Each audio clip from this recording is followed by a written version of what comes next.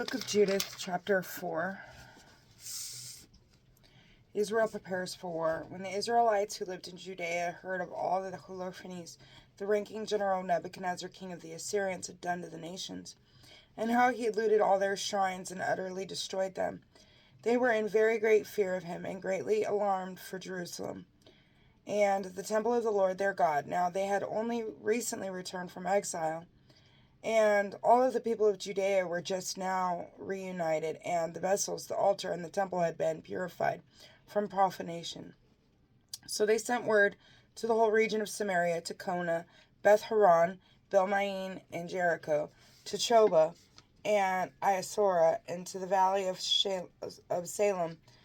The people there secured all of the high hilltops, fortified the villages on them, and since their field had recently been harvested, stored up provisions in preparation for war. Joachim, who was high priest in Jerusalem in those days, wrote to the inhabitants of Bethulia and Betomeshtaim,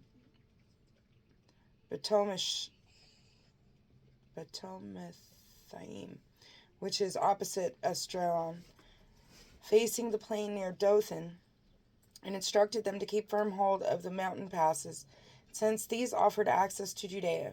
It would be easy to stop those advancing, as the approach was only wide enough for 2 at a time.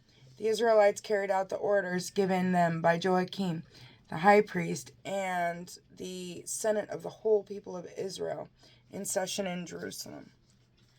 Israel at prayer. All the men of Israel cried to God with great fervor and humbled themselves, they along with their wives and children and domestic animals, every resident alien, hired worker, and purchased slave, girded themselves with sackcloth, and all the Israelite men and women and children who lived in Jerusalem fell prostrate in front of the temple and sprinkled ashes on their heads, spreading out their sackcloth before the Lord.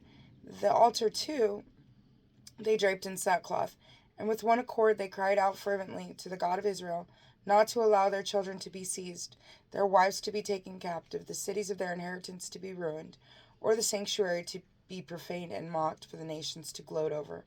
The Lord heard their cry and saw their distress. The people continued fasting for many days throughout Judea and before the sanctuary of the Lord Almighty in Jerusalem. Also girded with sackcloth, Joachim, the high priest, and all the priests and attendants before the Lord, and those who ministered to the Lord, offered the daily burnt offering, the votive offerings, and the voluntary offerings to the people with ashes upon their turbans. They cried to the Lord with all of their strength to look with favor on the whole house of Israel. The word of the Lord. Thanks be to God. In the name of the Father, and the Son, and the Holy Spirit. In Jesus' name I pray.